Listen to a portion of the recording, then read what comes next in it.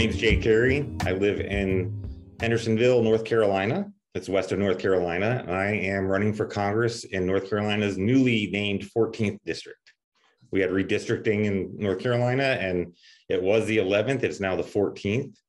It's currently represented by, I can't say that very well. It's currently being represented by Madison Cawthorn, but he is abandoning the district and moving to another more Republican district.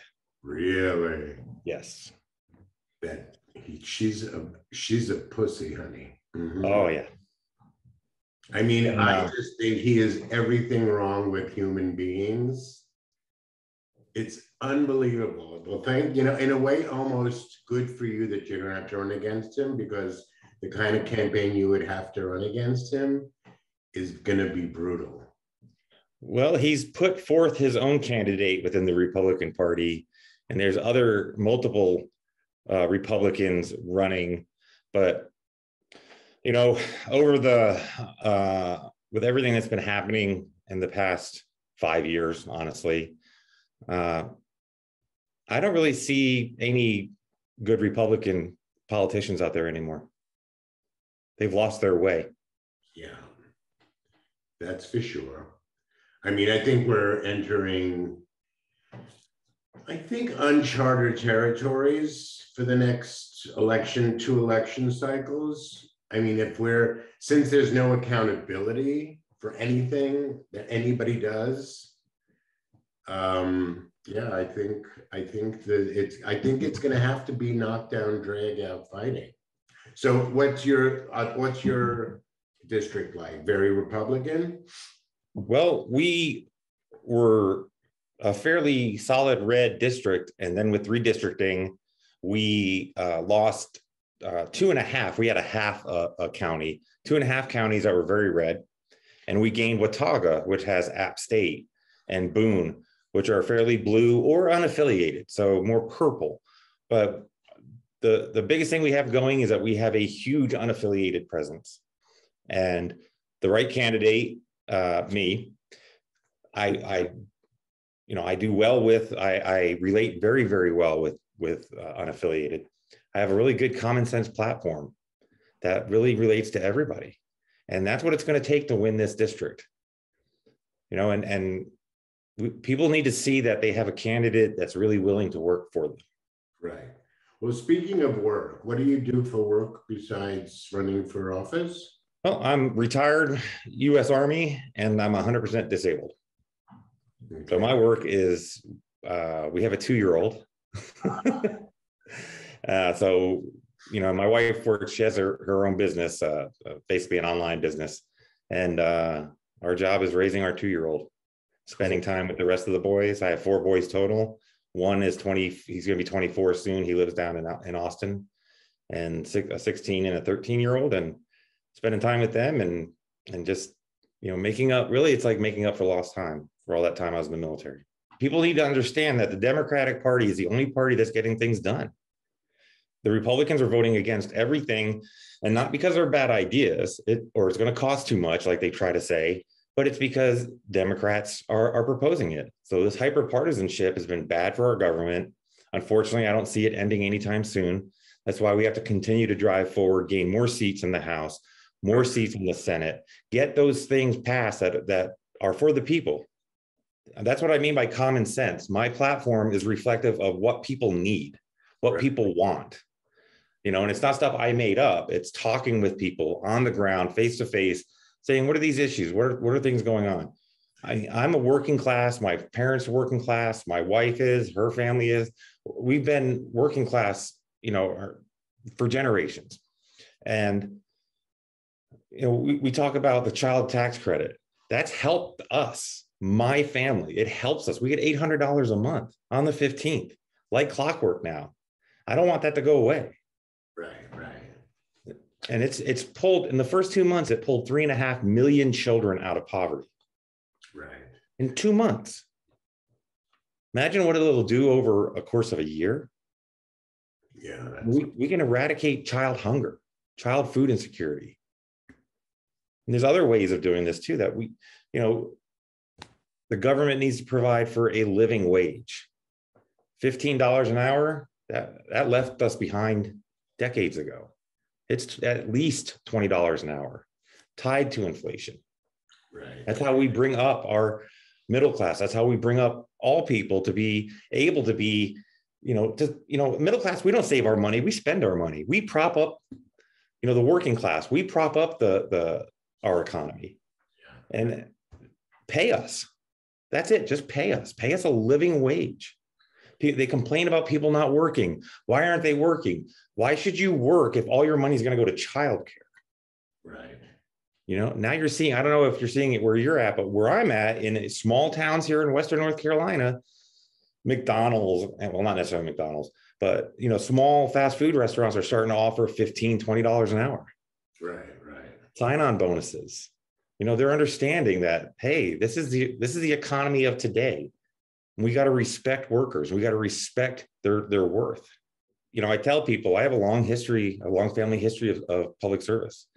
Both grandfathers were in the military. My mother's from Poland. Her father was in the Polish army, and he spent World War II in a concentration camp.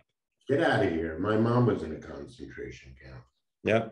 So, we understand, my family, it was a culture that I was brought up in, is service, and I retired in 2012, but I've decided now it's time for me to run and to further that social and that service, that sense of service to nation, to country, to people, because I believe that what I stand for is what we need in Congress right now. We need veterans. We need good Democrats. We need people that are willing to stand up to the Republicans and not let those few have the loudest voice. Well, that's what I'm saying, that in order to kind of counteract that kind of horrendous loud voice, we're fighting for the soul of this country, of America. This is what Democrats need to keep in mind. We're fighting for the very soul of this country. And if we don't turn out and we don't vote good Democrats that actually represent them and are willing to stand up for them into these elected positions, regardless if it's local, all the way up to our president, if we aren't doing this, then we're failing our country and we're allowing it to happen.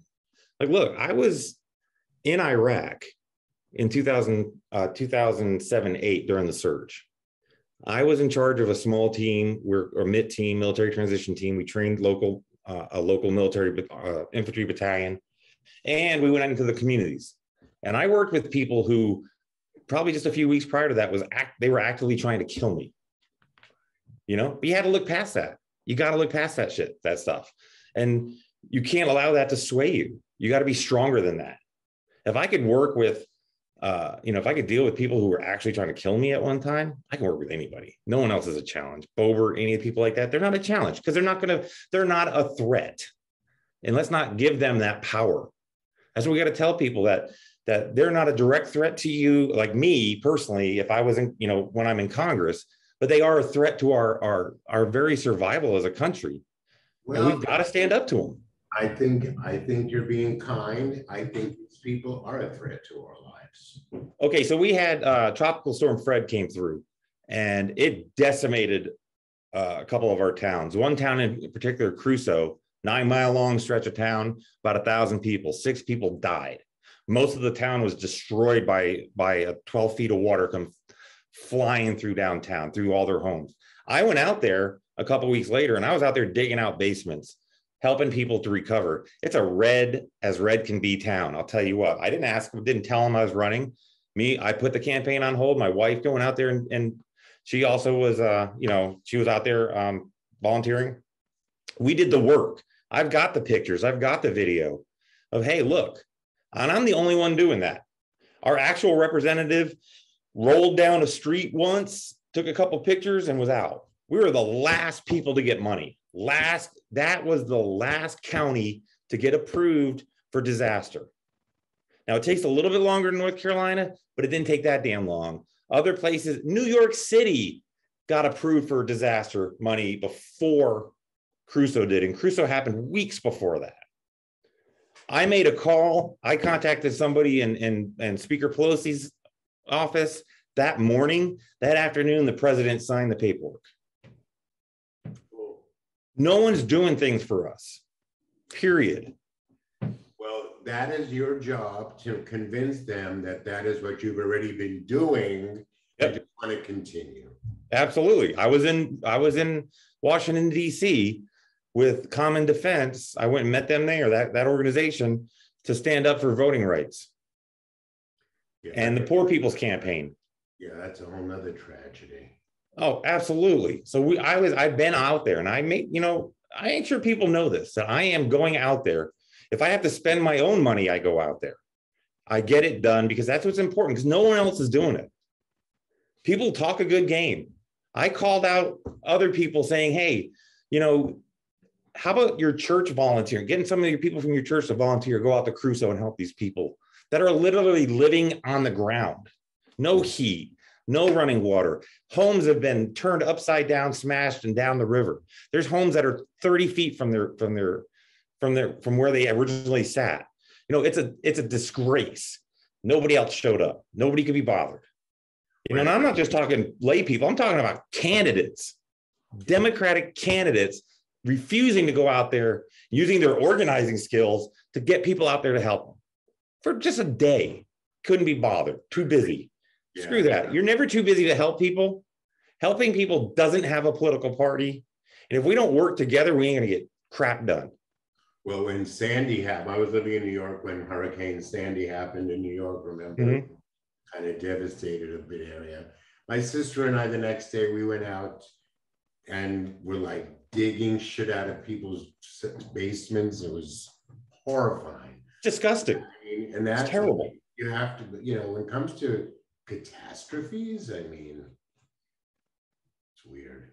But it's not, when we have a catastrophe, it's not the big government that comes into play. It's you and me. You saw that. You made a difference for somebody, right? Mm-hmm. And that's huge, because that person can go and make a difference for somebody else next time. Yeah. So this is how it works, and we've got to work together, but if Republicans, they don't want to work, then I don't need you. I don't want you around. If no one wants to work with me, I'll do it on my own if I have to. All right. And I can, because I have done that. Look, I just want to say, I wish you, Godspeed and a healthy and happy holiday season. I'm happy to talk you up. I'm going to edit this down. It's going to probably air in January. Okay. Because I'm doing a new podcast that I'm going to launch in the new year. We're doing a soft launch through December, but it's stuff I already have. But yeah, I wish you, I'd like to see people like you with your enthusiasm and grit and your ability to fight. I know how to fight. You got to quote that shit. Put that on a t-shirt. Anyway. But yeah, I just wanted to say it was a pleasure to get a conversation in with you. Good. Thank you so much.